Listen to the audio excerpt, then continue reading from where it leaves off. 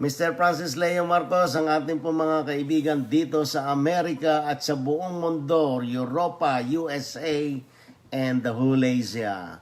Sila po ay nagmamahal sa inyo, mahal na Francis Leo Marcos. Ang aming pong dalangin, sana'y maging, you have to stay strong and believe for what you believe in God. At yan lang po ang pinakauna natin sandata laban dito sa mga naninirang puri sa ating dangal. Kaya sabi nila, kaibigan ko daw si Francis Leo Marcos, kaibigan ko siya sa puso ko dahil ako sa kanya humanga. Isa siyang tao, makatao, marunong tumingin sa kanyang kapwa-tao. Dahil walang Leo Marcos. Kami mag-asawa, ulit pa iyak ka nung first time malaman namin na dinala na siya sa NBI. Oh. Eh, talagang medyo masakit sa loob ng isang taong labis tumutulong, walang ibang hangarin kundi ang tumulong sa kapwa namin nag-ikaw sa kahirapan. Yes, sir. Tapos, wala po akong problema dyan sa kanyang pagtulong. Ako po sa kanya humahanga at kung anuman ang kanyang kasalanan, kanyang pagbabayaran kapag yan ay napatunayan. Yun po ang aking ipinaglalaban. Patunayan muna bago mo husgahan. At kung hindi... Wala naman sila magpapatunayan eh. Besides, sa court is beyond reasonable doubt. Paano magkaroon ng beyond reasonable doubt eh? Talagang Hindi pa po natin mapapatunayan yan dahil wala pa pong idineklara ang husgado. Sabihin na 50% plus 1, medyo baka sakali. Pero yung beyond reasonable doubt, yung ano lang, yung babae lang yung ex-wife, na sabi niya, yung si Norman Mangusin ng asawa niya. Yes po. Ang pagkakaalam ko natin, manabanggit si April, nga 17 years old siya nagiging, Fred, let me tell you something. You cannot file a case against the Norman Mangusin with Francis Leo Marcos. Francis Leo Marcos is Francis Leo Marcos. Bago ka makapagkaso sa isang mangusin ay mapatunayan muna yung kanyang tunay na pangalan kung yan ay katotohanan. Kung wala ka na patunayan na isang katotohanan, ang tawag dyan ay isang katibayan. At kung wala ka na patunayan sa isang katibayan, ang kaso ay binabasura lamang. Guys, ayaw kong sabihin sa inyo na paniwalaan siya, paniwalaan kami. But look at how she speak and everything. Very spontaneous, diretso. Hindi ito naglaking Pilipinas, Australian ito, full Australian. Bata pa siya, teenager siya, nasa Australia na siya. So, wala siyang kamuwang-muwang na. Tapos, can you tell me sa mga pangyayari, bakit hindi natuloy yung foundation, natuloy at saka hindi sinuportahan siya sa mga board of directors ninyo at nag-resign ka as a treasurer? Can you tell me that? Okay, so firstly, I was actually appointed as a secretary, and the thing was because I have established businesses here in Australia. I know a little bit about how to do those things, to register. I did everything properly, and to a point where I could feel and I could see and observe that he was starting to get really agitated because it's taking too long. Okay. You know, and he didn't realize that there is a process, you know, when you're doing a foundation. And one thing that we kept arguing, and this is what people didn't know, that behind the scene, when there's just him and I, we didn't talk. And that's why I felt like, yeah, we didn't talk at all. Like, I thought to myself, is he building a relationship with me, or he's just interested in just the business side of it? Or he is really using you for, I mean, you know, if Yeah. So that's when you thought that something is off. So can you tell me about the medical mission sa Manila? Yung mga namigay daw ng mga glasses na sponsored sa inyo, and then can you tell me why nag-back out mga board of directors ng foundation and ikaw as a treasurer? That happened after we have terminated the the board of directors or board members, as well as closed all the accounts as well as the registration. So we have terminated that since the foundation on August, I can't remember the date, but August 2017. They conducted an optical mission in Quezon City, QCPD. I believe there was 116,000 glasses that they were going to donate. And so I did not know anything about that. I didn't hear anything other than that someone had sent me, because when I finished and terminated all my relationship as well as the foundation here in Australia, I blocked him. Oh, so I had nothing to do with him for years. Okay. So I didn't know what's going on or anything. So someone had sent me this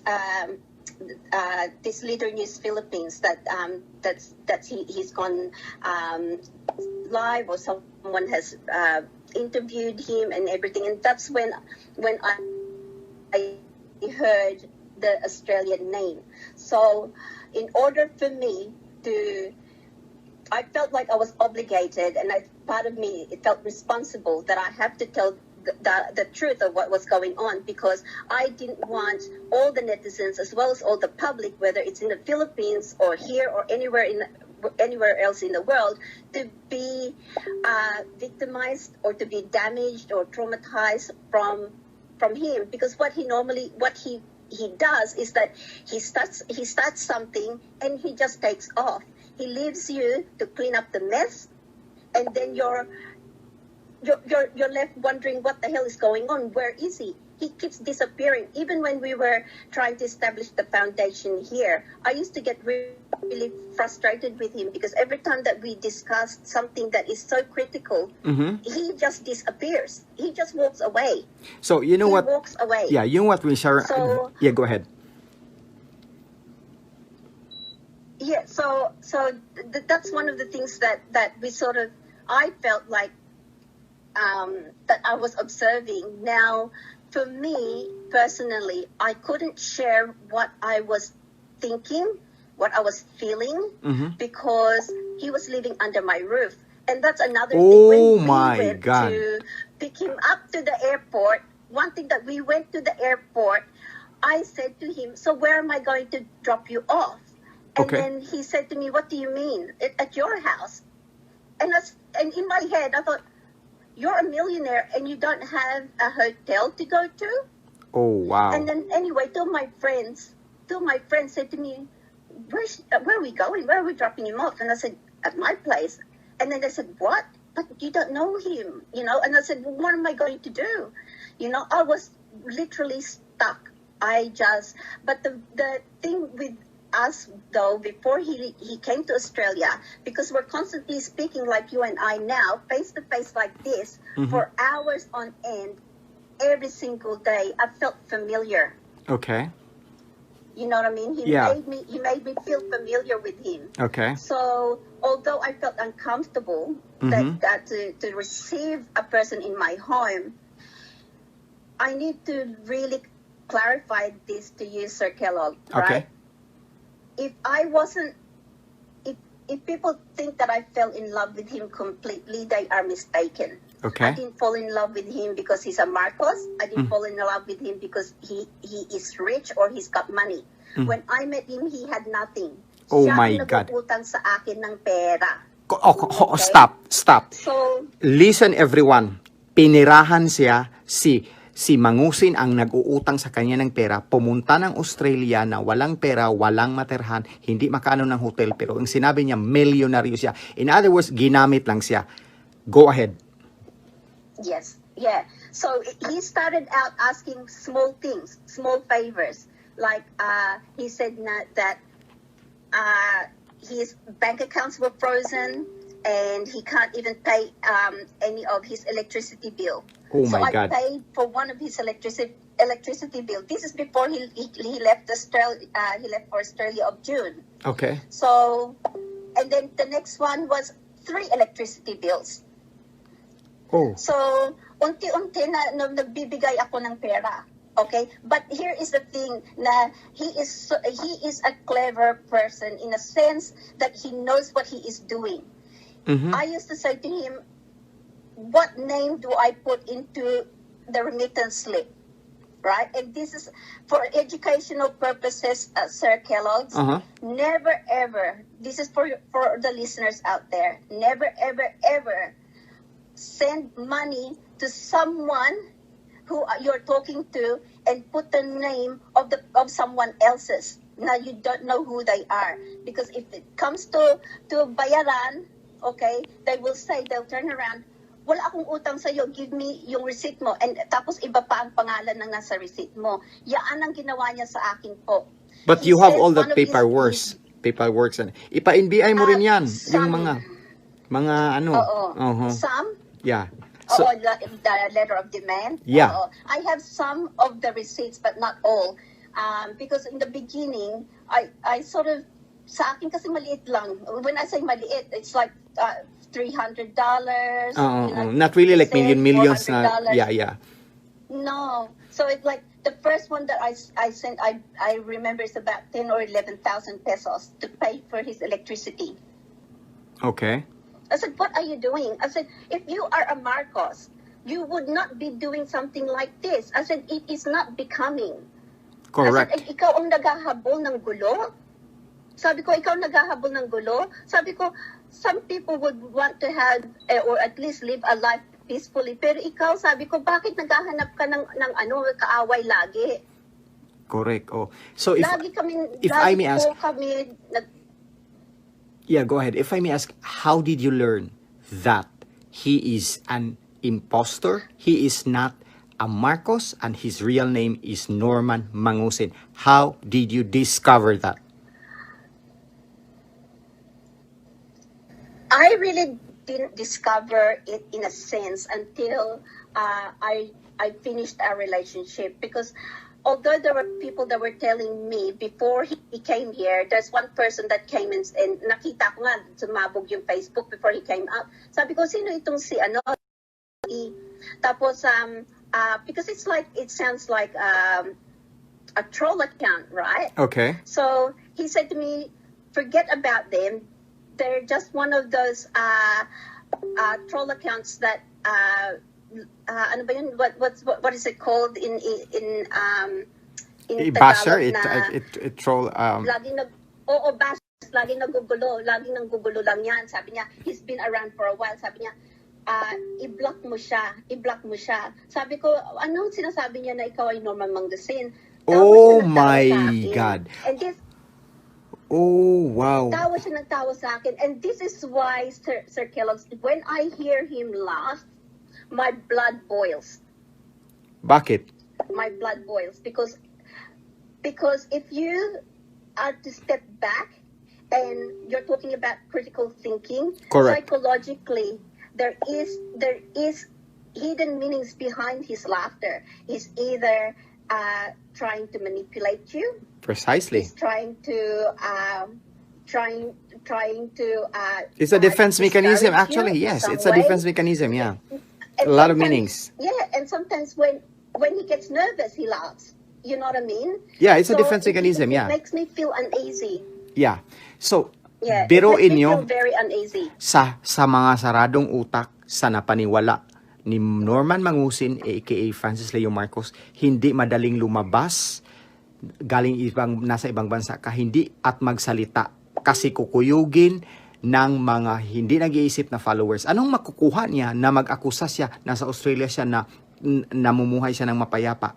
Gusto lang niya na hindi kayo mapaniwala at magpakatanga. Right? So, if I may ask, maraming nagtatanong, bakit nagpa-Facebook? Bakit ka nagsasalita? Bakit ka nag-interview? I-file mo na yan, doon na sa NBI, ganito, ganyan. Can you tell them straightforward na ano yung statement mo at nandun na lahat? Yeah, can I just say something, Sir Yeah, Kellogg's, go ahead. if you wanted to be straightforward? Okay. Okay, it's none of their business. Correct. At the end of the day, I don't need to explain myself to anyone. Precisely. I don't measure my friends or or I don't measure my worth through my friends or how many likes I get or You or don't need thumbs up validation at or all. hearts that I get. That's right. I don't count my friends. I don't count my friends to how many friends I have or followers I have on Facebook. Correct. Okay, I do my best to be as private as possible. I grew up being taught to always follow the law. That's And right. fear God. That's right. That's right You know? on. Right on. So, and I've lived my life that way. I've instilled those to my That's children. right. That's right. If I don't follow my instinct, and people say sa akin na, like naloko ko, maybe I did, but again, life is about learning, Correct. right? And the only stupid people in this world is the ones that don't learn from their mistakes. They are the Tama ones ba, that are mali? resistance to learn. Even you are presented with a valid argument and logical But- evidences and analysis, but they still refuse because for whatever reason they are indoctrinated or they are just being numb or dumb or they are ashamed to rectify the wrong. And ito ang problema sa mga Pinoy. Parating ang mali ay parating idiin na magiging tama. Ito lang ang gusto kong iparating. Because I myself has been being questioned, why are you so obsessed with exposing Norman Mangusin? Because I don't want you guys to be scammed. Because mali ang ma-scam, mali ang mapaniwala na namigay ng bigas-bigas. Pero ang pang-scam niya is just to hide the scamming niya. So I just want you guys to learn and mapagmatyag. Yes. And this is not for me. You don't have to believe me. You don't have to believe her. Believe at least, because we are men of laws, Correct. believe at least the NBI, the cases of the NBI. Now, if you continue to support Mangusin for whatever reason, then go ahead. But you have to respect other side of the spectrum because we do respect you. Ang sa amin lang is, wag nang malinlang pa yung iba.